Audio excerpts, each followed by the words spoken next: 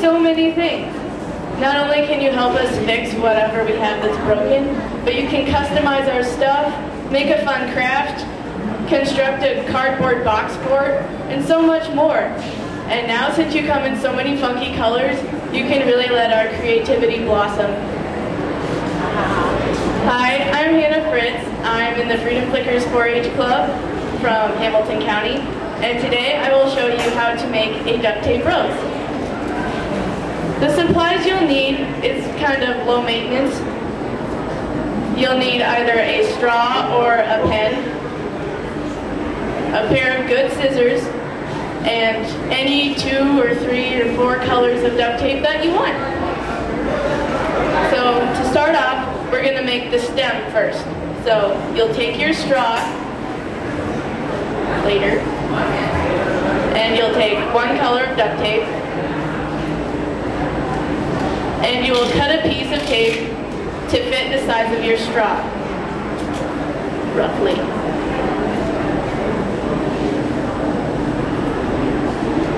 There. And then you're going to roll the tape, roll the straw onto the tape. And you want to wrap it tightly so there's no like air pockets or anything, and it's very smooth. So there is your stem. And now I'm going to show you how to make the petals. You'll take your other color of duct tape, probably about 2 or 3 inches in length, but that doesn't really matter because it's all up to personal preference. And the way you'll fold it, I also have it kind of on there. Maybe you can see me in the mirror, but you'll fold 1 corner in, so there's a little bit of sticky stuff on the side, and then you'll take this corner and fold it back over so it makes a point. And another way you can do this is you can cut a piece of tape,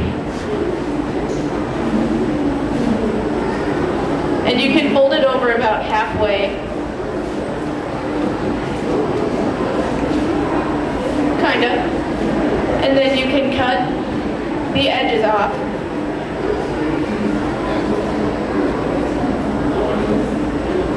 To make a rounded petal for a rounded rose.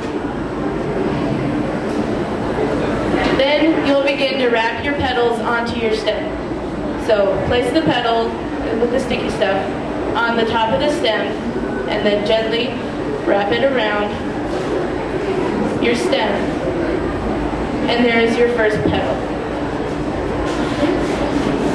Now, there's really no specific way to wrap the petals around, but I think it helps to wrap them around kind of in a pattern.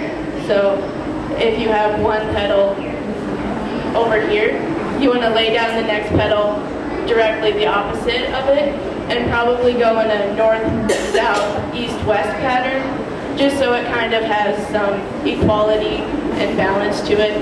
But again, that's all up to you because you're the one making the flower.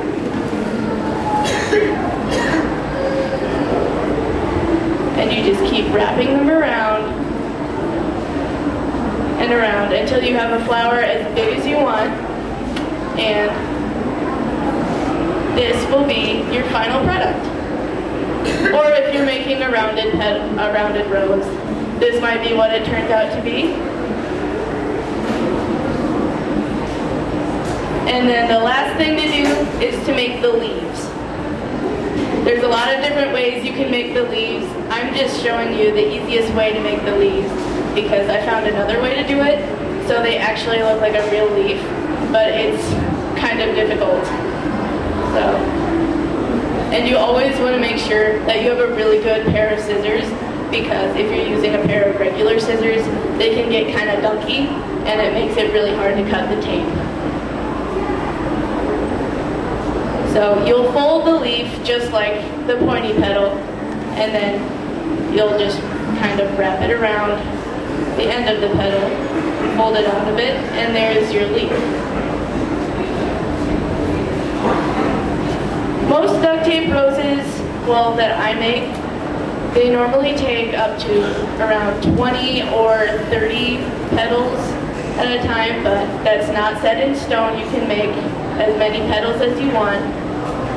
And this craft, it normally takes about 20 to 30 minutes to do, so it doesn't take very long at all. It's kind of a quickie thing you could do. And if you're making a duct tape rose pen, you might want to make it a bit smaller because the duct tape makes a very heavy rose. And when you're writing, you don't really want a whole lot of weight, so just make it lightweight and small. Things to mention.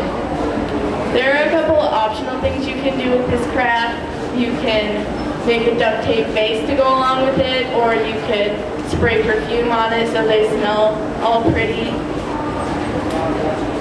And really, it's just kind of a cheap craft because I know that duct tape in itself is kind of expensive. It's maybe $3 or $4 a roll, but you get so many roses out of it. Because this purple one, it was one of my first duct tape rolls, and I've gotten like 6 flowers out of them, so it's maybe $1 or less per rose. And another thing I've come to notice is when you use these straws, if the flowers get too heavy or after a while they will bend. So I find that an alternative for it, if you're making a big rose, is to just use a pencil because it's very hard and it's wood and it won't bend at all. I found out about this craft actually by going on Google Images and just looking at a whole bunch of different duct tape things. And there are a lot of different variations of this craft, and there's so many things you can do with it.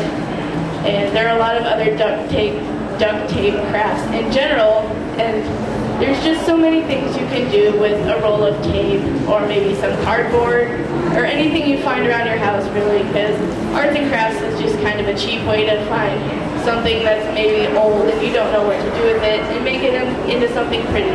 And that's the beauty of crafts, because it can be anything.